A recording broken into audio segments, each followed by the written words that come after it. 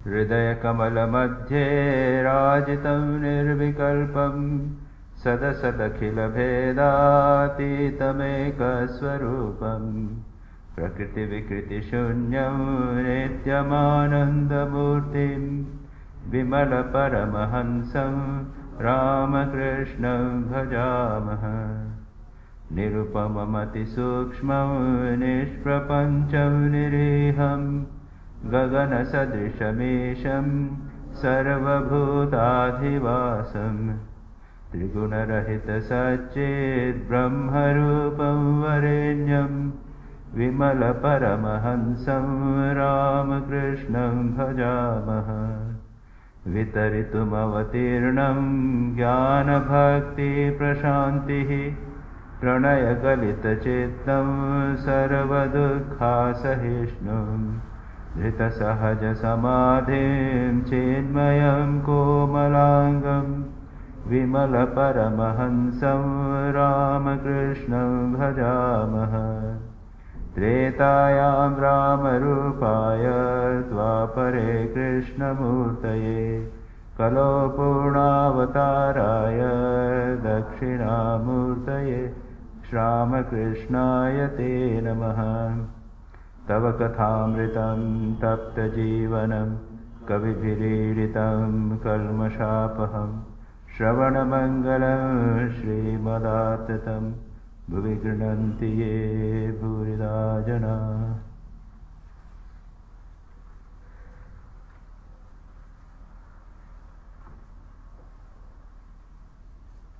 श्री रामकृष्ण वचनामृत परिच्छेद 34। रविवार वैशाख कृष्णा पंचमी 27 मई 1883 ईस्वी दिन के 9 बजे का समय। भक्तगण धीरे धीरे आकर दक्षिणेश्वर में श्री रामकृष्ण के पास एकत्रित हो रहे। श्री रामकृष्ण ने कुछ बातें की जिसको हमने पिछली बार पढ़ा था। श्री रामकृष्ण के एक बहुत बड़े बहुत महत्वपूर्ण सिद्धांत का ही उल्लेख वे प्रारंभ में करते हुए कहते हैं, विद्वेष अच्छा नहीं, शाक्त वैष्णव वेदांती ये सब झगड़ा करते हैं, ये ठीक नहीं। पद्मलोचन बर्दवान के सभा पंडित थे। सभा में विचार हो रहा था शिव बड़े हैं या ब्रह्मा।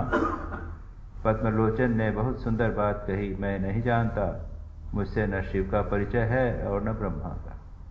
एक अन्यत्र कहा गया है, वो कहते हैं पद्मलोचन या और कोई भक्त कि मेरे दादा ने मेरे परदादा ने मेरे 7 पीढ़ी ने न भगवान ब्रह्मा से मुलाकात की है न शिव से मुलाकात की। मैं कैसे जानूं कि वो हैं कि नहीं है, वो कैसे हैं, कौन बड़ा है कौन छोटा है। ये झगड़ा करना ये ठीक नहीं है। ये श्री रामकृष्ण का एक बहुत महत्वपूर्ण उपदेश है। दूसरा उपदेश भी श्री रामकृष्ण कहते हैं यहीं पर, और ये बात सारे श्री रामकृष्ण वचनामृत में पृष्ठ पृष्ठ पर पाई जाएगी। वे कहते हैं व्याकुल होने पर सभी पथों से उनको पाया जा सकता है। सभी पथों से भगवान का किसी भी पथ से ले जाए उसको भगवान को पाया जा सकता है, लेकिन उसके लिए व्याकुल होना चाहिए, निष्ठा होनी चाहिए, एक ही मार्ग को पकड़े रहना चाहिए। एक मार्ग कुछ दिन चले और उसके बाद छोड़ दिया, ऐसा नहीं। और उसके बाद श्री रामकृष्ण दृष्टांत देते हैं कि गोपियां जब मथुरा गईं, वृंदावन से जब मथुरा गईं, तब देखा कि श्री कृष्ण जो हैं राजवेश में पगड़ी लगाए सिर पर बैठे हुए हैं, तो उनको शर्म आ गई। उन्होंने कहा ये कौन है कृष्ण ही, लेकिन वेश बदल गया। तो वह तो वेश तक को भी मुख्य महत्व दे रही थी। उन्होंने कहा कि इसको कैसे सिर झुकाएंगे, ये कौन है, इससे बात करके क्या हम व्यभिचारिणी बनेंगी। तो ये बात श्री रामकृष्ण यहाँ पर कहते हैं। उसके बाद में श्री रामकृष्ण गंगा स्नान करके काली दर्शन करते हैं और उसके बाद में आकर पुनः बैठे और अब कीर्तन हो रहा है। हमने पिछले बार जो इतनी बाकी चीजें पढ़ ली, अब कीर्तन हो रहा है। मैंने कहा था कि कुछ बहुत महत्वपूर्ण भजन जो अत्यंत पॉपुलर भजन है, बंगाल में काली कीर्तन बोलते हैं, जिसे माँ श्यामा जगदम्बा के नाम पर जो कीर्तन होते हैं, उनको काली कीर्तन कहा जाता है।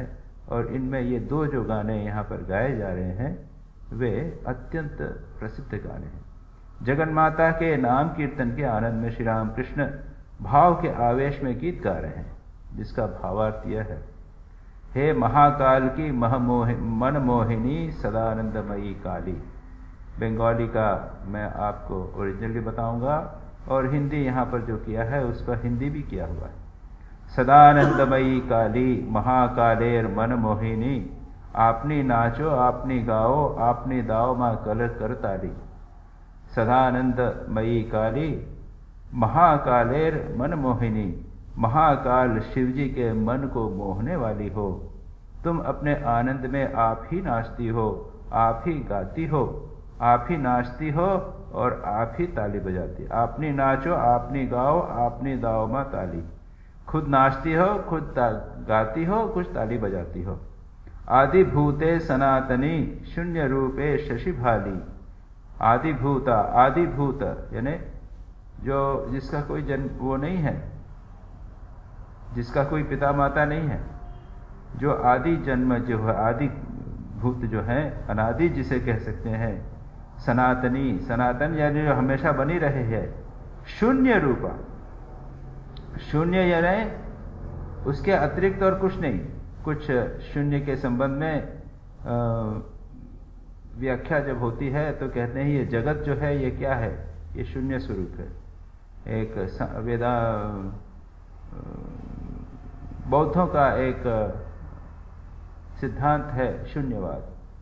वो कहते हैं कि यह जो संसार है ये दिखाई दे रहा है, हमको लगता है सत्य है, लेकिन इसको जरा विचार करें तो क्या होगा, ये एटम प्रोटॉन इलेक्ट्रॉन प्रोटॉन के मूवमेंट हो रहा है।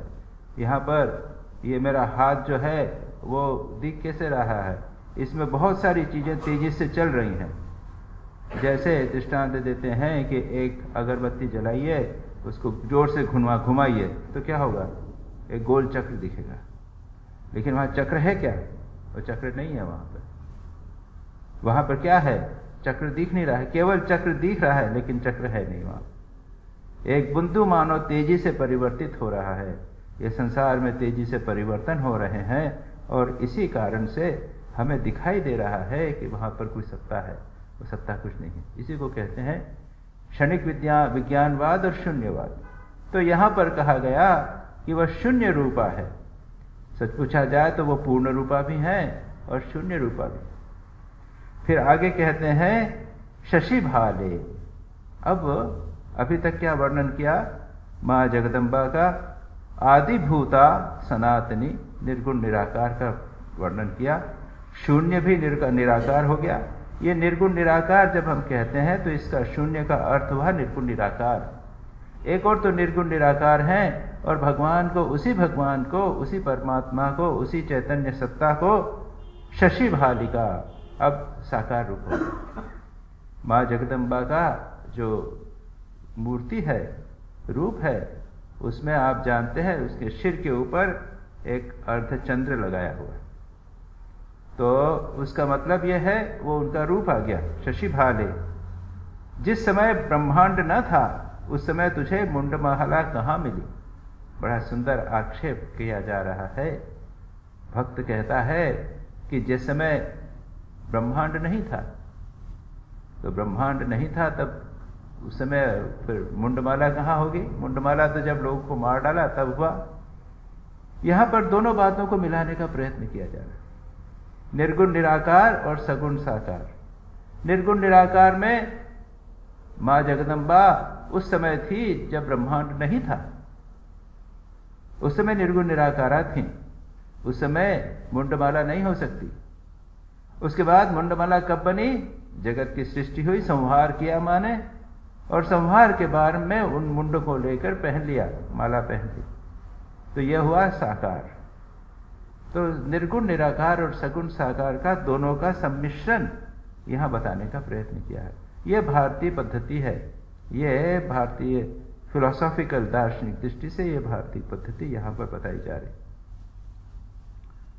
फिर कहते हैं एकमात्र तुम यंत्री हो, हम सब तुम्हारे निर्देश से चलते हैं।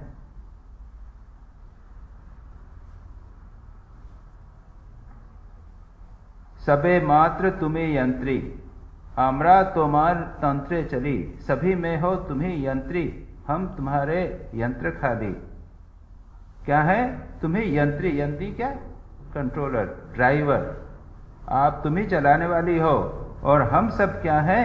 तुम्हारे निर्देश से चलते। ये संसार को माँ जगदम्बा, संसार को, सारा संसार भगवान के निर्देश के अनुसार चल रहा है।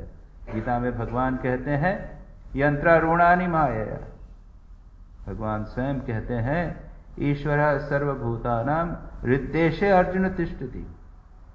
ईश्वर, मैं भगवान या माँ जगदम्बा समस्त प्राणियों के हृदय में प्रतिष्ठित हैं, और क्या करती हैं? हृद्देशे अर्जुन तिष्ठति भ्रामयन सर्वभूतानि, सब भू प्राणियों को चला रही हैं। किस प्रकार से?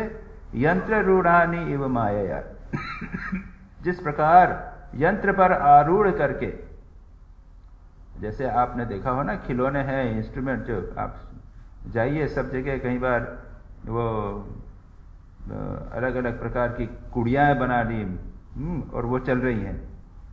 वहाँ आप अगर काशी में जाएं तो काशी में तुलसी मानस मंदिर करके एक मंदिर है, और उसके पास में उन्होंने एक एग्जीबिशन बना दिया। तो एग्जीबिशन के अंदर अभी मुझे याद है, एक मीरा का है, फिर राम लक्ष्मण का है, शबरी का है। तो वो डॉल्स, खिलौने बनाए हुए हैं बड़े बड़े वो, और वो शबरी वो राम को फल दे रही है, राम खा रहे हैं, शबरी राम को फल दे रही है, वो खा रहे हैं। और वो मीरा है तो ऐसे वो बनाई है, एक रेल जैसी बना दी है, उसके अंदर मीरा ऐसी करके नाच रही, ऐसी करके नाच रही। ये क्या है? वो यंत्र है, तो इंस्ट्रूमेंट आपने देखे होंगे बहुत सारे इस प्रकार के आजकल बहुत होता है।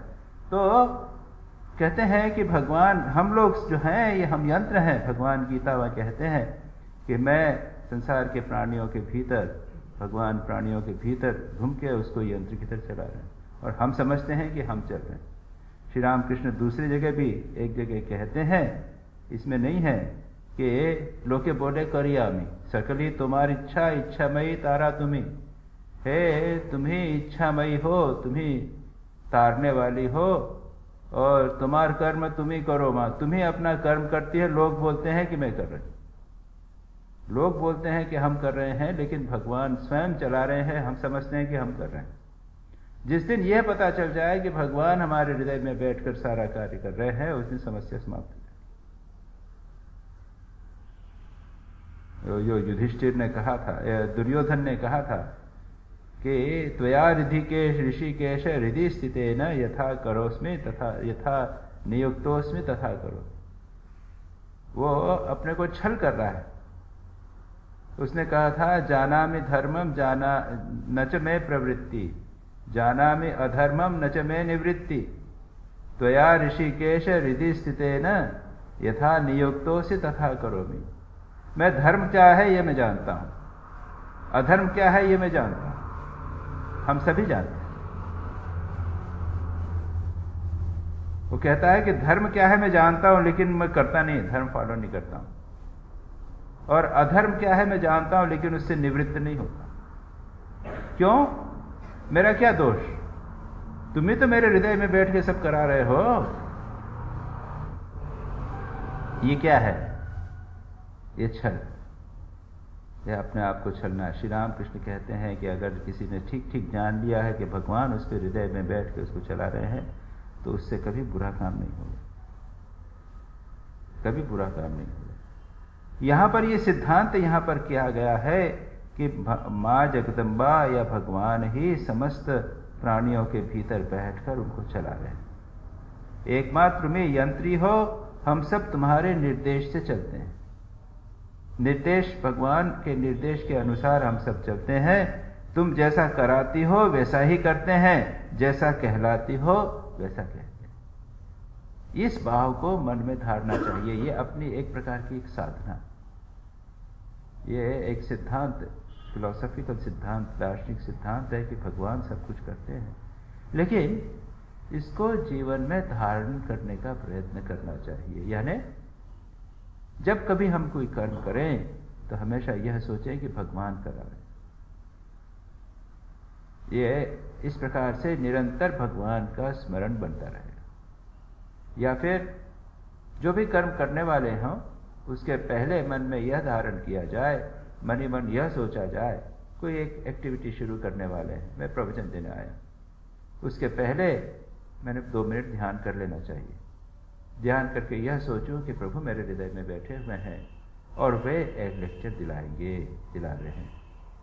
यह भाव अगर बना रहे तो यह अपने आप में एक बहुत अच्छी साधना होता है।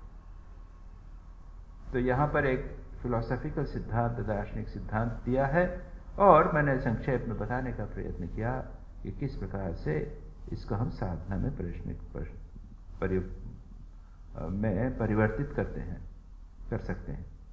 उसके बाद में हे निर्गुणे, माँ कमलाकांत गाली देकर कहता है कि तुम सर्वनाशी विनाशिनी ने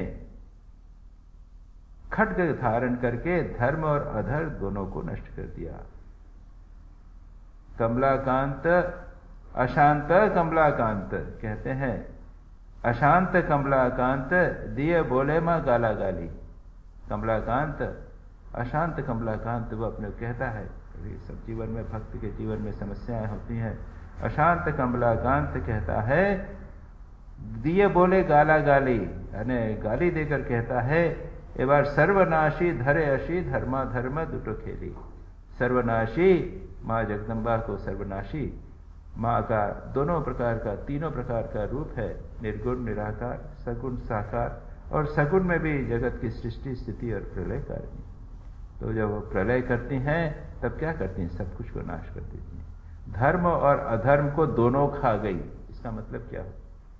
इसका मतलब यह है कि धर्म और अधर्म के हमें परे जाना होगा। जब हम धर्म और अधर्म के परे जाएंगे तब भगवान का साक्षात्कार होगा। श्री रामकृष्ण भी यही कहते थे कि एक कांटा चुभा हुआ है, दूसरे कांटे से उस कांटे को निकालो और उसके बाद दोनों कांटे फेंक दो। कांटा रखते तो नहीं है हम। एक कांटा चुभ गया है तो सुई से निकालते हैं, दूसरे कांटे से उसके बाद दोनों को फेंक देते हैं। ये अविद्या माया का कांटा है या अधर्म का कांटा है, बुराइयों का कांटा है। उसको हम कैसे अच्छाइयों से निकालते थे और उसके बाद इन दोनों के परे चले जाते। दूसरे प्रकार से श्री रामकृष्ण कहते हैं, सात्विक, राजसिक और तामसिक, ये 3 गुण हैं। तमोगुण से निद्रा आती है, आलस्य आता है, मन काम नहीं करता, एकाग्र नहीं होता। रजोगुण में चंचलता है, कर्मशीलता है, छटपट करना, ये करें वो करें। सत्वगुण शांत है। सत्वगुण भगवान तक ले जाता है। ये बाकी जो है ये बांधते हैं, तमोगुण, रजोगुण, लेकिन सत्वगुण भगवान तक ले जाता है। लेकिन सत्वगुण भी वहां तक पहुंचा नहीं सकता, दूर तक, बस उसके आगे नहीं जाता। तीनों गुणों के परे जाने पर भगवान का दर्शन होता है। इसी प्रकार से कहा है, धर्म और अधर्म दोनों के परे जाने पर ईश्वर साक्षात्कार होता है। उसी को बताने के लिए यहां पर कहा गया कि धर्म अधर्म को दोनों तुमने खा लिया। तो ये इस छोटे से भजन में बहुत सारी दार्शनिक बातों को बताया। सदा आनंदमयी मां काली, काली को सदा आनंदमयी। जब हम परमात्मा का, अपने इष्ट का ध्यान करें तो आनंदमय रूप में ध्यान करना चाहिए। ये भारतीय परंपरा में हमारे जितने देवी देवता हैं वो सब आनंदमय। शिव जी भी हैं, मंगलकर हैं, आनंदमय हैं। राम भले वो भस्मधारी हों और सर्प हैं, स्मशान में रहते हों, लेकिन मंगलकर हैं, आनंददायक, और आनंद में नृत्य करते हैं। राम तो है ही मंगलकर, राम है प्रसन्न, आनंददायक। श्री कृष्ण तो आनंद ही आनंद। जितने भी हमारे देवी देवता हैं, मां काली आनंददायक। लेकिन पता नहीं दूसरों का, लेकिन ईसा मसीह तो बेचारे कष्ट पाए। वैसे इन लोगों ने भी कष्ट पाया, लेकिन फिर भी हम उन्हें के आनंदमय रूप का ही चिंतन करते हैं। श्री रामकृष्ण तो परमानंदमय। श्री रामकृष्ण का तो चेहरे से आनंद फूट रहा है। अत्यंत आनंदमय पुरुष थे श्री रामकृष्ण। तो भारतीय परंपरा में हम अपने इष्ट का चिंतन आनंदमय रूप में करते हैं। एक बार एक इंटर रिलीजियस कॉन्फ्रेंस हुई थी, सर्वधर्म सम्मेलन जैसा हुआ था, और उसमें ईसाई कोई एक ग्रुप था, उन्होंने ऑर्गेनाइज किया था, मुझे बुलाया था। उसके बाद में क्वेश्चन आंसर्स हुए। किसी ने कहा, एक प्रश्न पूछा ईसाई पादरी से कि आप कहते हैं भगवान कृपामय है, सब करुणामय है, लेकिन संसार में इतना दुख क्यों? तो उन्होंने बड़ा अच्छा मजेदार उत्तर दिया। उन्होंने कहा कि हमारा तो अवर गॉड इज सफरिंग गॉड, हमारा जो भगवान है वो तो सफरिंग, कष्ट पाने वाला भगवान। ईसा मसीह ने कष्ट पाया, सूली पर चढ़ गया। ऑफ कोर्स वो लोग तो क्या है, कई बार ईसा मसीह के कष्ट का चिंतन करते हैं, मेडिटेशन करते हैं, ध्यान करते हैं। तो जो हो, जहां तक हम लोगों का प्रश्न है, भले माँ काली हो या शिव जी हो, राम हो, कृष्ण हो, सभी हमारे आनंददायक, आनंदमय भगवान हैं। और हम जब गाइडेड मेडिटेशन करवाते हैं तब भी कहते हैं कि अपने हृदय में अपने इष्ट का चिंतन करो और सोचो कि he is all full of joy, आनंद का अनुभव करने का प्रयत्न करो। हम लोग ब्रह्म को भी सच्चिदानंद कहते हैं। तो सच्चिद आनंद ब्रह्म के लक्षण नहीं है, उसकी क्वालिटीज नहीं है। ब्रह्म जो है वो आनंद घन है, आनंद स्वरूप है। श्री रामकृष्ण कहते थे कि भक्त क्या है? भक्त जो है वो आनंद का, भगवान के आनंद का आस्वादन करता है। और ज्ञानी क्या है? वो आनंद सागर में डूबकर आनंद के साथ एक हो जाना चाहिए। थोड़ा सा अंदर भक्त कहता है नहीं नहीं, मैं वो आनंद के साथ एक नहीं होगा। ब्रह्म जो है वो आनंद स्वरूप। तो यहां पर कहा गया सदा आनंदमयी काली, सदा सदा आनंदमयी काली। वो क्या है? महाकाल, महाकाल शिव जी के मन को मोहन करने वाली है। वे तुम अपने आनंद में नाचती हो, गाती हो, कुछ ताली बजाती। बच्चा जब गाता है, नाचता है, तो वो खुद किसी को देखता नहीं कि कोई ताली बजाने वाला है कि नहीं, कोई देखने वाला है कि नहीं। वह अपनी मस्ती में गाता है, मजाता करता है। हम लोग क्या है, हम गाते हैं तो पीछे देखते हैं कि सुन रहा है कि नहीं। हम लोग अपनी मस्ती में गाना बजाना नहीं कर पाते। बच्चा अपनी ताली बजाएगा, खुद ना गाएगा और खुद नाचेगा। तो जो परमानंद स्वरूप है, इसलिए माँ जगदम्बा वो किसी की परवाह नहीं करती, कोई मेरा गाना देखता है कि नहीं, नाचना देखता है कि नहीं, अपनी मस्ती में आके आनंद कर रही है। उसके बाद में ये तो एक उनका आनंदमय स्वरूप पहले उसमें बताया। फिर कहते हैं आदिभूता शून्य रूपा शशिभाल, जिसकी हमने चर्चा कर ली। ये बहुत फिलॉसॉफिकल, दार्शनिक रूप से ये भजन रखा गया। इस प्रकार के बहुत सारे भजन बंगाल में हैं जो उच्चतम दार्शनिक तत्व का विवेचन करते हैं, दार्शनिक तत्व का प्रतिष्ठा को बताते हैं, और उसके साथ ही साथ साधना की, ध्यान की बात होती है। दूसरा गाना है, हे तारा तुम ही मेरी माँ हो, तुम त्रिगुणधरा परात्परा हो। मैं जानता हूं माँ कि तुम दिनों पर दया करने वाली और विपत्ति में दुख को हरण करने वाली ही। तुम संध्या, तुम गायत्री, तुम जगतधात्री हो। माँ तुम असहाय को बचाने वाली तथा सदाशिव के मन को हरने वाली हो। माँ तुम जल में, थल में और आदि मूल में विराजमान हो। तुम साकार रूप में सर्वघट में विद्यमान होते हुए भी निराकार। तो यहां पर भी आप देखिए, माँ त्वम ही तारा, तारा यानी तारण करने वाली, संसार सागर से पार करने वाली, उसको तारा बोलते हैं। माँ तुम तारा हो, संसार सागर से पार करने वाली हो। तुम हो त्रिगुण धरा परात्परा, तीन गुण तुम में विद्यमान। तो जगदम्बा को जब प्रकृति के साथ जगन माया संसार की सृष्टि करने के रूप में लिया गया, सृष्टि करती, जगत का क्रिएशन करने वाली, तो कैसे क्रिएशन किया उन्होंने, सृष्टि कैसे की? तीन गुणों के माध्यम से। ये वेदांत और सांख्य का सिद्धांत है। सांख्य की जो कॉस्मोलॉजी जिसे कहते हैं, सांस जगत की सृष्टि के संबंध में जो सिद्धांत है, उसे वेदांत स्वीकार करता है। वो कहता है कि जगत की सृष्टि हुई है ये तीन गुणों के माध्यम द्वारा हुई। तो ये 3 गुण, सत्व, रज और 3 गुण ये किसमें है? माया कहिए, प्रकृति कहिए, और यहां पर उसको जगदम्बा कहा। तो माँ 3 गुणों को धारण करने वाली है। ये 3 गुण उनके साथ में एक साथ बने रहते हैं, और जब सृष्टि होती है तो उसके अंदर स्पंदन होता है, उसमें एक परमिटेशन, कॉम्बिनेशन विभिन्न प्रकार के होकर जगत की सृष्टि होती है।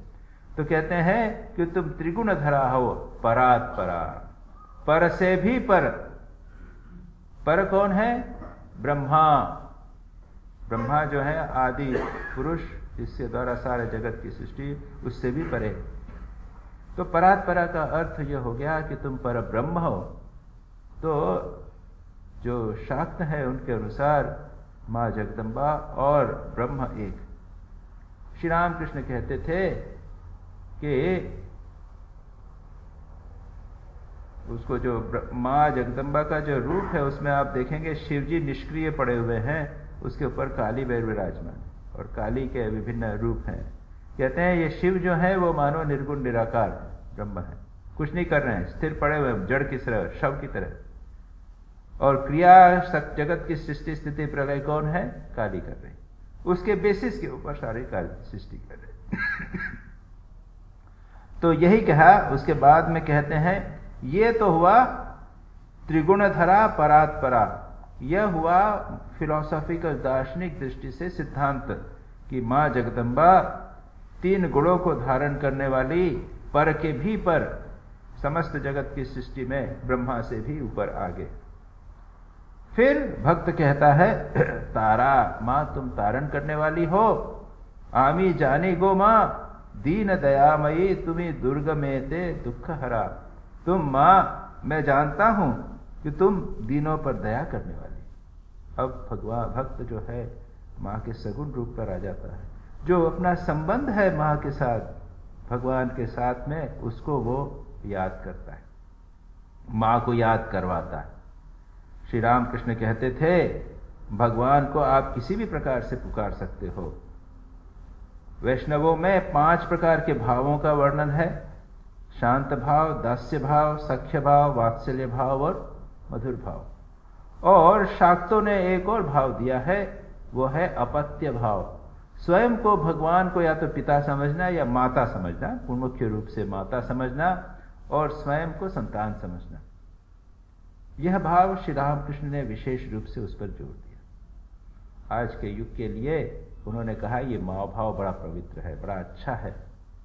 भगवान को पिता समझिए, माँ समझिए। पिता तो सेमेटिक रिलीजन्स, ईसाई धर्म, इस्लाम धर्म वाले भगवान को फादर तो कहते हैं, our father who art in heaven, लेकिन हम कहते हैं माँ। तो ये माँ का भाव अत्यंत निकट का भाव है। पिता से थोड़ा डर भी लगता है, पिता डांटते हैं, डांट देते हैं, पनिशमेंट देते हैं। माँ के साथ सब चलता है, झगड़ा चल सकता है, माँ कभी मारती भी है, डांटती भी है, लेकिन उससे निकटता, भगवान के प्रति अत्यंत निकटता उत्पन्न होती। तो कहते हैं हे तारा, तुम मेरी माँ हो। माँ त्वम ही माँ तारा, तुम मेरी माँ हो। उसको वो बार बार शुरू करता है इसी से। और तुम क्या हो? दीनों पर दया करने वाली हो, विपत्ति के में दुख को हरण करने वाली। इतना अच्छा भाव। मैं जब अफ्रीका में था, एक दिन हमारे जो कमेटी के प्रेसिडेंट थे मिस्टर पटेल, उनकी दुकान पर बैठा हुआ था। तो उनके वहाँ पे एक ब्लैक अफ्रीकन क्रिश्चियन पादरी, कोई फादर थे, वो बैठे हुए थे। तो मेरा इंट्रोडक्शन कराया गया। मैंने कहा कि मैंने I have written some books, I have written a book, मैंने किताब लिखी है मदरहुड ऑफ गॉड, भगवान एज ए मदर। तो वो उन्होंने कहा कि God as mother, can you prove it? क्या उसको सिद्ध कर सकते हो कि भगवान माँ है? तो मैंने कहा, पूछा है कि आप कहते हैं God is father, can you prove it? क्या उसको सिद्ध कर सकते हो कि भगवान पिता है? ये हमारी धारणा। ये बहुत अच्छा भाव है। भगवान को माता समझकर उसके साथ घनिष्ठता का संबंध होता है। श्री राम कृष्ण बार बार उसको एम्फसाइज करते हैं। एक व्यक्ति आया और उसने श्री राम कृष्ण के सामने वेदांत का बहुत अच्छा विश्लेषण किया। वेदांत जो चर्चा हम अभी कर रहे हैं, कुछ फिलोसॉफिकल दार्शनिक चर्चा हमने की, उसने वेदांत ब्रह्म कौन है, माया क्या है, जगत की सृष्टि कैसे होती है, ये माया का स्वरूप क्या है, ब्रह्म का सच्चिदानंद स्वरूप क्या है, ये सब उसने बड़ी अच्छी तरह समझाया। श्री रामकृष्ण ने भी कहा वाह वाह बहुत अच्छा, लेकिन जानते हो, श्री रामकृष्ण कहते हैं, लेकिन जानते हो मेरा भाव क्या है? मेरा भाव है मैं हूं और मेरी मां है। मैं हूं मेरी मां। कितना सरल, ये भगवान के साथ कितनी घनिष्ठता का संबंध हो जाएगा और धर्म अध्यात्म कितना सरल होगा। तो श्री रामकृष्ण कहते हैं कि ये भजन गाते हुए कहते हैं, और भजन में कहा गया, मां तुम दीनों पर दया करने वाली और विपत्ति में दुख को हरने वाली हो। मां का उपयोग एक महत्वपूर्ण काम है, बच्चे पर दया करना और विपत्ति को दूर करना। इसी के सहारे बच्चा रहता है। मां, अब उसके बाद में एक तरफ भक्त अपने संबंध बोलता है, उसके बाद में फिर फिलॉसफी क्या, तुम्ही संध्या तुम्ही गायत्री तुम्ही जगदात्री हो मां। मां तुम्ही क्या है, तुम संध्या हो, तुम्ही गायत्री हो, तुम जगदात्री हो गो मां। अब ये तीन क्या है? एक संध्या, हम जो एक क्रिया करते हैं, इस संध्या के माध्यम से भगवान से संबंध स्थापित करते हैं। मेडिटेशन, संध्या क्या है? ये मेडिटेशन। बैठकर, एक स्थान पर बैठकर संध्या के समय, संध्या यानी जब रात और दिन का मिलन होता है, संधि, संधि यानी यूनियन, बांधना। जब अभी ये समय, ये संध्या का समय है, ये सूर्यास्त हो रहा है, रात आने वाली है, उस संध्या के समय दिन और रात का जहां मिलन होता है, वह समय हम कहते हैं कि इस समय भगवान का भजन करना चाहिए, ध्यान करना चाहिए। प्रकृति उस समय शांत होती है, इसको बड़ा पवित्र ऑस्पिशियस माना जाता है। उसी प्रकार प्रातःकाल, जब सूर्योदय के ठीक पहले, जब रात्रि समाप्त हो गई और दिन उगने वाला है, उस समय पुनः भगवान को याद करना, वह भी संध्या कहलाता है। वैसे दो संध्याएं और हैं। दोपहर को 12 बजे जब सूर्य बिल्कुल ऊपर चला गया, अब वापस जाने वाला है, तो वहां पर भी मानो संध्या और अर्धरात्रि। लेकिन मुख्य संध्या है संध्या, शाम की संध्या और प्रातःकाल की संध्या। इस संध्या के समय भगवान का ध्यान करना। जब ध्यान करते हैं तो उसका नाम भी ध्यान प्रक्रिया का ध्यान पड़ गया, संध्या। उसमें बैठकर क्या करते हैं? पहले प्रार्थना करते हैं, भगवान के नाम का जप करते हैं, गायत्री का पाठ करते हैं।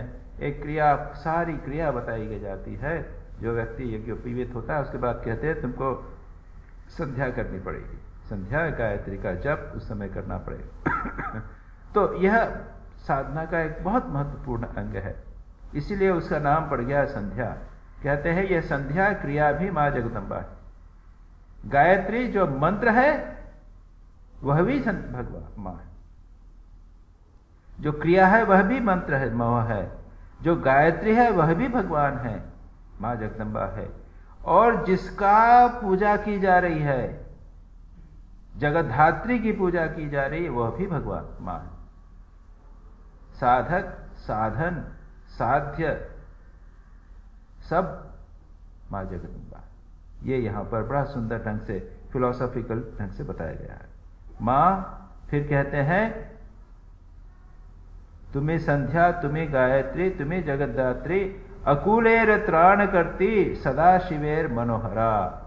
जो अकूल, जिनको पास किनारा नहीं है, असहाय की को बचाने वाली, अकूल, कूल यानी कूल यानी किनारा, जो किनारे संसार सागर में बीच में पड़ा हुआ है, जिसको इसका किनारा भी नहीं, उस कार्य को नहीं, उसको त्राण करती, त्राण करती यानी उसका उद्धार करने वाली। ये भक्त एक और तो मां जगदम्बा के उच्चतम भाव का भी चिंतन करता है, उसके देवत्व का, उसके ईश्वरत्व का चिंतन कर रहा है, अपने इष्ट के, देवी के, और दूसरी ओर अपने संबंध के, अपनी असहायता का भी चिंतन कर रहा है। ये दोनों बातें आवश्यक हैं। हम अपनी असहायता जाने, दूसरा माँ के साथ संबंध जाने, और तीसरा जाने कि माँ जगदम्बा जगत धात्री है, संसार की सब त्राण करने वाली, निर्गुण निराकार सदानंद इत्यादि सब है। कहते हैं तुम असहाय को बचाने वाली तथा सदा शिव के मन को हरने वाली। तुम जल में हो, तुम जल में, स्थल में, आदि मूल में विराजमान हो। तुम्हें जले, तुम्हें स्थले, तुम्हें आद्य मूले गोमा, आछो सर्व घुटे अक्षपुटे। और तुम कहाँ हो? तुम साकार रूप में सर्वघट में विद्यमान होते हुए भी साकार आकार निराकार, आछो सर्व घटे, समस्त घट घट में तुम विराजमान हो। ये अष्टपुट का यहाँ पर तुम जल में, स्थल में, सबके मूल में तुम हो, घट घट में तुम विराजमान, साकार आकार निराकार। पर जो है परमात्मा माँ जगदम्बा, वो घट घट में विराजमान, इमेनेंट, सर्वव्यापी और ट्रांसेंडेंट, सबसे परे भी, निराकार, साकार आकार, उसने वाकार भी धारण किया है। श्री राम कृष्ण ये कहते भगवान क्या है, ईश्वर क्या है?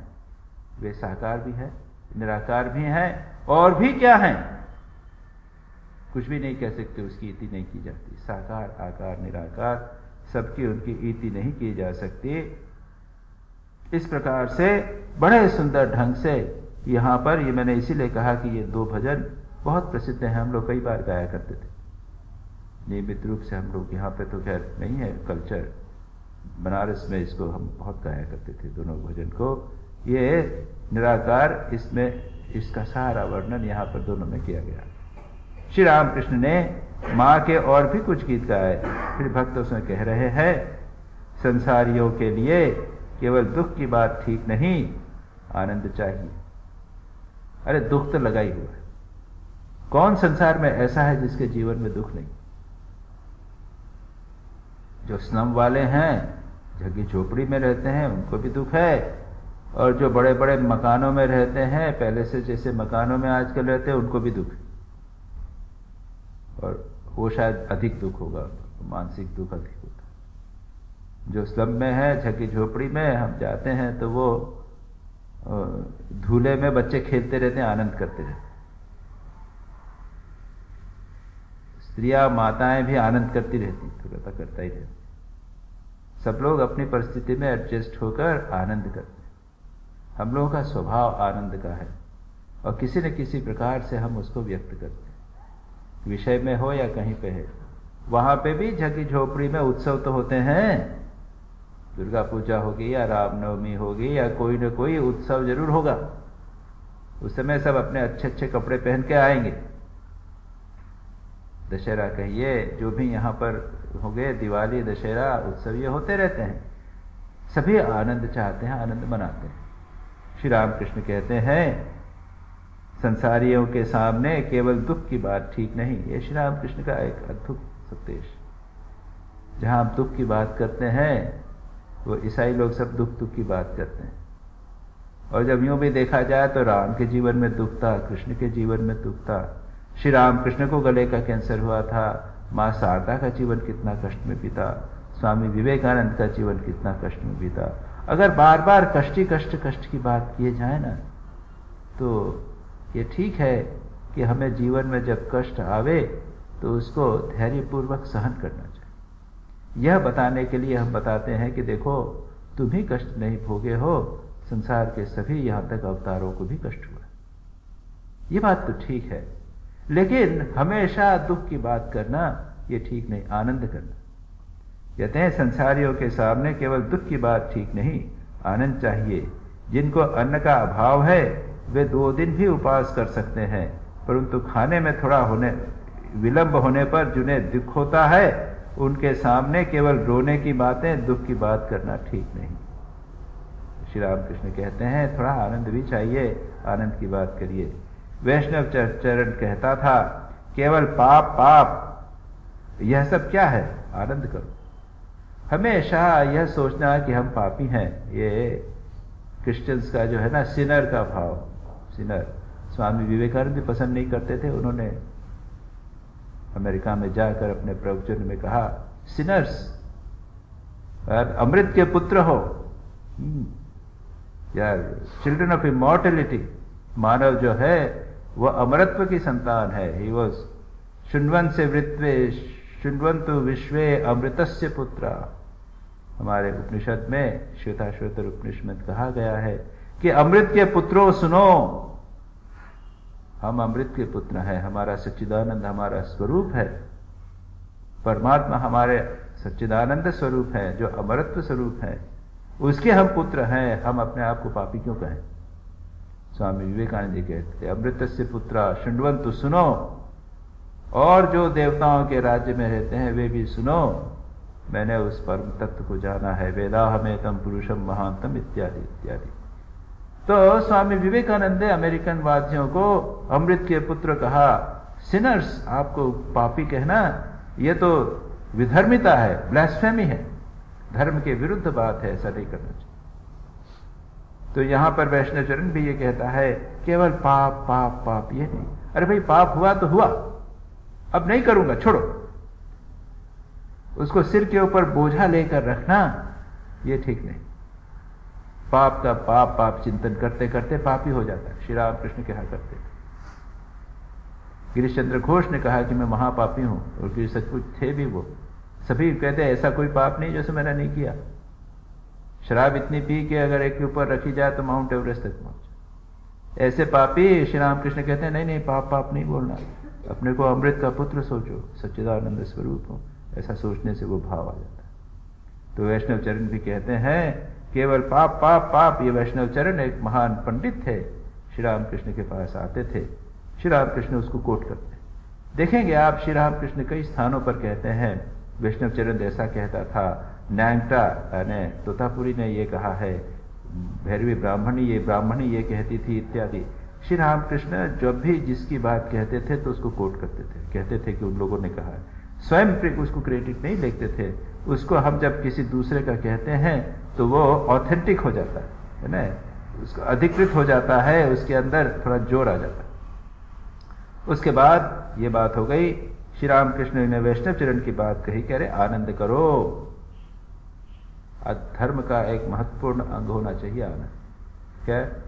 उसके बाद श्री रामकृष्ण भोजन के बाद भी विश्राम न कर सके थे कि मनोहर साईं गोस्वामी आ पधारे। ये मनोहर साईं गोस्वामी का इसके पहले भी संभवतः एक आध बार रेफरेंस आया है। ये कीर्तन गाने वाले थे। तो अब पुनः, अभी तक तो कीर्तन चल रहा था, अब पुरखंड कीर्तन। अभी हमने भजन देखा, उपदेश कम। इस सेक्शन के अंदर ये श्री रामकृष्ण वचनामृत की विशेषता यह है कि हमेशा केवल उपदेश ही उपदेश नहीं चला जाता। यहाँ बीच में भजन है तो भजन कीर्तन हो रहा है, आनंद हो रहा है, मुलाकात हो रही है, हंसी मजाक हो रही है। तो इसके अंदर एक वैरायटी जिसे कहते हैं, एक विविधता बना हुआ से लिया हुआ यह ग्रंथ है। इसमें मनोहर गोसाई आ गए, मनोहर साईं गोस्वामी आ गए और उन्होंने कुछ भजन गाए। इन भजन को संक्षेप में हम देख लेंगे। ये भी वो मधुर भाव से संबंधित भजन जिसकी चर्चा अभी एक कुछ से पहले भी हुई थी, पूरे सेक्शन में आया था। वो राधिका की, राधा और कृष्ण के विरह की मिलन की जो मधुर भाव के भजन इत्यादि है, प्रेम का उत्कृष्ट चरमोत्कृष्ट भाव, उसके वर्णन है यहाँ पे। तो ये मधुर भाव को माना जाता है। जो हमारे मानवीय प्रेम है उसमें भी पति पत्नी का जो प्रेम है उसको सबसे घनिष्ठ, सबसे तीव्र माना जाता है। माँ का पुत्र के प्रति प्रेम तो है ही, लेकिन उसके ऊपर कहा उससे भी उच्चतर, जिसमें गहराई अधिक और तीव्रता अधिक होती है, अधिक निकटता भी होती है, इसलिए उसको उत्कृष्ट सर्वोत्कृष्ट माना जाता है। और उसी को भगवान की तरफ मोड़ना, ये मधुर भाव, भगवान को पति समझकर उससे प्रेम करना, यह है गोपियों का भाव, उसको मधुर भाव बोलते हैं। तो यहां पर चैतन्य महाप्रभु का वर्णन हो रहा है। यहाँ पर अब स्नान, ये गोस्वामी पूर्व राग का कीर्तन गा रहे हैं। थोड़ा सुनकर ही श्री रामकृष्ण राधा के भाव से भावविष्ट हो गए।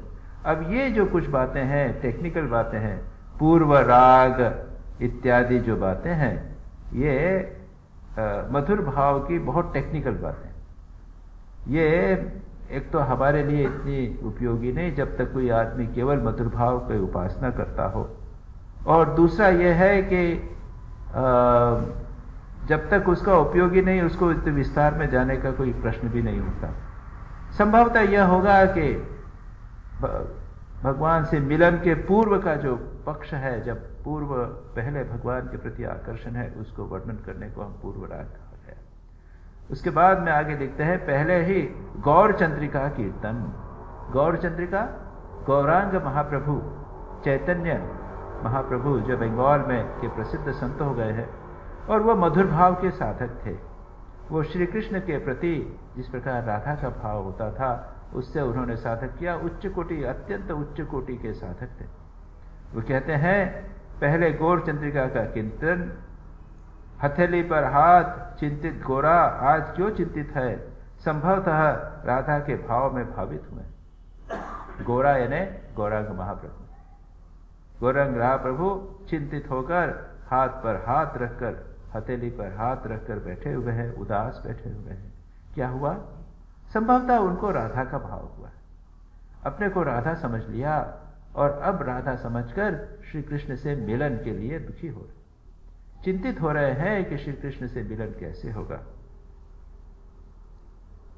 गोस्वामी फिर गा रहे हैं, घड़ी में 100 बार पल पल में घर के बाहर आती और फिर भीतर जाती हैं, कहीं पर भी मन नहीं लग रहा है, जोर जोर से श्वास चल रही है, बार बार कदम कानन की ओर ताकती है, हे राधे ऐसा क्यों हुआ। अब राधा का वर्णन है कि वो श्री कृष्ण के मिलन के लिए व्याकुल हो रही है। तो जब कोई एक इंटेंस तीव्र प्रेम हो, मिलन के लिए व्याकुल हो, तो छटपट करते हैं, बाहर जाते हैं, अंदर आते हैं, अरे क्या हुआ, अभी तक नहीं आया, इत्यादि। ये सारे का बड़ा सुंदर वर्णन है। संगीत की इसी पंक्ति को सुनकर श्री राम कृष्ण की महाभाव की स्थिति हुई। उन्होंने अपनी कमीज को फाड़ कर फेंक दिया। अब ये महाभाव क्या है, इसको भी समझना अत्यंत कठिन। श्री राम कृष्ण लीला प्रसंग, हम तो श्री राम कृष्ण वचनामृत पढ़ रहे हैं, ये तो श्री राम कृष्ण के उपदेशों का मास्टर महाशय ने अंकन किया। लेकिन एक दूसरी पुस्तक है श्री राम कृष्ण लीला प्रसंग, जो स्वामी शारदानंद जी ने लिखी है, और उस पुस्तक में उन्होंने ये भाव, महाभाव इत्यादि का विस्तार से वर्णन किया। तो भगवान के प्रति जो हमारे मन में इमोशंस आते हैं, उनको भाव कहा जाता है। भाव का शब्द अर्थ ही है इमोशन। प्रेम, ईर्ष्या, द्वेष, क्रोध, अहंकार, ये सब भाव हैं। भगवान के प्रति जब ये होते हैं तब उनको भाव टेक्निकल कहा जाता है। और जब ये उच्चतम अवस्था को प्राप्त करते हैं, जिसके अंदर सांसारिकता जरा भी नहीं रहती, तब वे महाभाव हो जाते हैं। और ये महाभाव बहुत कम लोगों को, बिरले लोगों को होते हैं। एक राधिका जी को हुआ था, और श्री राम चैतन्य महाप्रभु को होते थे, श्री राम कृष्ण। और उस समय व्यक्ति जो है वो व्यक्ति नहीं रहता, वो भगवान के प्रेम में पूर्ण रूप से विभोर हो जाता है। श्री राम कृष्ण की ऐसी स्थिति हुई है, उन्होंने अपने कमीज को फाड़ दिया। कीर्तनकार गा रहे हैं, तेरा अंग शीतल है, इत्यादि इत्यादि। कीर्तनकार का संगीत सुनते सुनते महाभाव में श्री राम कृष्ण कांप रहे हैं। जब ये महाभाव होता है तो शरीर के अंदर विभिन्न परिवर्तन होते हैं। कंपन, पसीना आना, नाड़ी बढ़ जाना, सांस तेजी से चलना, इसका सारा का सारा वर्णन भक्ति शास्त्र में पाया जाता है। जिस प्रकार से हमारे मन में डर आ जाए तो हम कांपने लग जाते हैं। अगर हमारे मन में किसी को मिलने की तीव्र आकांक्षा हो जाए तो सांस जो है वो लंबी चलने लग जाती है। भय हो या फिर जो भी वेग, इमोशनल हमारे जीवन में अगर होए, तो उससे हमारे शरीर में विभिन्न प्रकार के फिजियोलॉजिकल चेंजेस, शारीरिक चेंज होने लग जाते हैं। वो जो महाभाव होता है उसमें भी होता है। श्री रामकृष्ण का शरीर कांप रहा है। केदार को देखकर वे कीर्तन के स्वर में कह रहे हैं। केदार दूसरे भक्त बाहर बैठे हुए हैं, वो उनको भगवान श्री कृष्ण मानो मानकर बातचीत करते हैं। उनको तो सर्वत्र श्री कृष्ण दिख रहे हैं। सामने जो बैठे हुए हैं उनको श्री कृष्ण समझकर उनसे बातचीत करते हुए कहते हैं, प्राणनाथ हृदय वल्लभ, तुम लोग मुझे कृष्ण ला दो, यही तो मित्रता का काम है। या तो उन्हें ला दो, नहीं तो मुझे ले चलो। तुम लोगों की मैं चिरकाल के लिए दासी बने रहूंगी। तो राधिका के रूप में वो अपने पास में जो है उनको अपनी सखी समझकर उनसे बोल रहे हैं, ऐसा करो। अब वो यहाँ संसार में नहीं, वो महाभाव में। गोस्वामी कीर्तनिया श्री रामकृष्ण में महाभाव की स्थिति देखकर मुक्त हुए हैं और हाथ जोड़कर कह रहे हैं, मेरे विषय बुद्धि मिटा दी। वे कह रहे हैं, उन्होंने देख लिया कि श्री रामकृष्ण की महाभाव की स्थिति है, ये अति उच्च स्थिति है। आध्यात्मिक सामान्य आध्यात्मिक साधक भी नहीं पा सकता। अगर हम लोग कुछ साधना करें और थोड़ी सिद्धि हो जावे तो थोड़ा सा महाभाव हो जाएगा, लेकिन ये महाभाव की स्थिति जैसा मैंने कहा राधिका जी को, चैतन्य महाप्रभु को, श्री रामकृष्ण को ही हुई थी। बहुत ही उच्च कृत्य अवतार कोटि के लोगों को ही हो सकती है। तो उन्होंने जब देखा कि श्री रामकृष्ण में तो भाव हो गया, ये अवतार के स्तर पर भगवान का प्रेम का स्वरूप उनमें आ गया है, तो उन्होंने प्रार्थना करके कहा, मेरे विषय बुद्धि मिटा दीजिए। अब श्री रामकृष्ण कहते हैं, तुम उस साधु के सदृश हो जिसने पहले रहने की जगह ठीक कर फिर शहर देखना शुरू किया। तुम इतने बड़े रसिक हो, तुम्हारे भीतर से इतना मीठा रस निकल रहा। श्री रामकृष्ण उसको कहते हैं, तुम साधु की तरह हो। ये साधु क्या बात? श्री रामकृष्ण कहते थे कि दो साधु एक जगह गए, एक नगर में गए। एक साधु घूम रहा था, सब स्थान वान देख रहा था, घूमकर कहाँ मंदिर है, कहाँ पर कोई बगीचा है। जब हम कहते आते हैं ना किसी दिन घूमने के लिए, रॉक गार्डन का है तो रोज गार्डन का है, तो कोई घूम रहा था। दूसरे साधु से मिला, अरे भाई हेलो हेलो, अरे कैसे हो, क्या हो? ठीक है भाई, मैं जरा, तुम तो बड़े घूम रहे हो। ठीक है, हाँ, तो सामान कहाँ रख दिया? मैंने सामान वो धर्मशाला में रख दिया, ताला लगा दिया, मजे से घूम रहा हूँ मैं तुम्हारा क्या हो? अरे भाई मैं तो सामान लेके घूम रहा हूँ। अरे रे, एक जगह डेरा रखो, कोई धर्मशाला लो, कहीं गेस्ट हाउस में जाओ, सामान वामान रखो, फिर निकलो मस्जिद से। तो जो व्यक्ति अपना एक डेरा ढूंढ लेवे, कहते हैं कि जिसने जगह ठीक करके फिर शुरू कर दिया। पहले एक डेरा ढूंढ लो, आध्यात्मिक जीवन दृष्टि से एक स्थान पर सेटल हो जाओ, प्रतिष्ठित हो जाओ, उसके बाद में संसार में घूमो, रहो ना। उसके बाद में संसार में घूमो, कोई दिक्कत नहीं, मजा लो। ये नहीं होगा तो संसार का भी मजा नहीं ले सकते। आध्यात्मिक दृष्टि से एक खूंटा बांध लो, गाड़ लो, एक स्थान निश्चित कर लियो, भगवान के साथ कोई संबंध स्थापित कर लो, अच्छी तरह प्रतिष्ठित हो जाओ, उसके बाद में संसार करो, कोई दिक्कत की बात। तो श्री रामकृष्ण कहते हैं, अरे तुम तो वैसे हो, तुम तो साधु की तरह से, तुम इतने बड़े रसिक हो। अगर मन के अंदर जीवन में अगर स्थिरता नहीं आ जावे, सेटल व्यक्ति आध्यात्मिक दृष्टि से नहीं हो जावे, तो संसार का रस नहीं ले सकता, मजा नहीं ले सकता। तो तुम्हारे मन से, तुम्हारे भजन में यदि इतना रस आता है तो निश्चित रूप से तुम्हें कुछ न कुछ मिला है। तो उन्होंने कहा, तुम इतने बड़े रसिक हो, तुम्हारे भीतर इतना मीठा रस निकल रहा है। गोस्वामी कहते हैं, अरे प्रभु आपने गलत समझा, वो विनम्र हैं। वो कहते हैं, और जो वो होते हैं वैष्णवों का एक लक्षण होता है विनय, विनम्रता। वो कहते हैं कि मैं तो प्रभु चीनी का बोझ ढोने वाला बैल हूं, चीनी का आस्वादन कहां कर सका। वो विनम्र होकर कहने चाहा, आपने मेरे को भले कॉम्प्लीमेंट दिया कि तुम इतना अच्छा गाते हो, लेकिन गाता भर हूं, आपको अच्छा लगता है, यह आपकी बड़प्पन है, लेकिन जो गाता हूं उसका आप तो रस लेते हो, मैंने रस नहीं।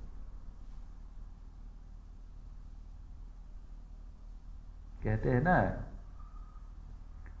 खरस चंदन भारवाही भारस्य वेक्ता न तो चंदनस्य। तो चंदन का बोझा उठाने वाला जो गधा है, वो बोझा तो जानता है कि इतना भार मेरे ऊपर है, लेकिन वो चंदन है इतना श्रेष्ठ है वो नहीं जानता। तो वो कहते हैं कि मैं तो चीनी का बोझ उठाने वाला बैल हूं, भजन गाता करता हूं, लेकिन भजन का आस्वादन नहीं। बड़ी सुंदर बात। और हमें भी देखना है, संसार का सार लेना है। चीनी का, संसार की चीनी, सिर के ऊपर बोझ बहुत सारा, बुद्धि रखने से क्या लाभ। थोड़ी सी सार बात ले ले बस, और कुछ नहीं। फिर कीर्तन होने लगा।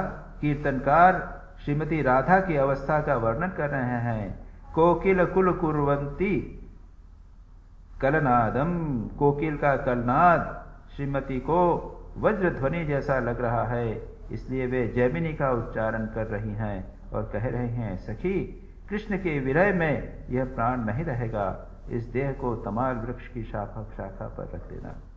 गोस्वामी ने राधा श्याम का मिलन कीर्तन गाकर समाप्त किया। ये हमने तो ये इस प्रकार के राधा कृष्ण के कीर्तन कभी सुने नहीं, लेकिन श्री राम कृष्ण वचनामृत से ये पता चलता है कि इन कीर्तन में कहीं से भी प्रारंभ करें, पूर्व राग से प्रारंभ में कैसे प्रेम हुआ, कैसे विरह हुआ, लेकिन अंत में श्री राम कृष्ण कहते थे, अरे मिलन करके समाप्त करो। ट्रेजेडी नहीं, कॉमेडी। तो विरह नहीं, भगवान के साथ राधा का विरह मिलन हो गया, इस करके समाप्त करो।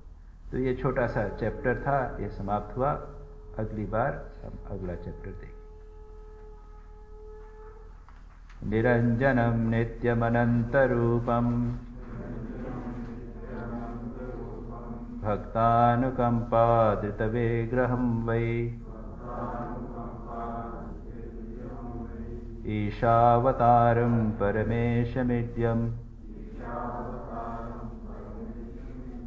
तं रामकृष्णं शिरसा नमामः।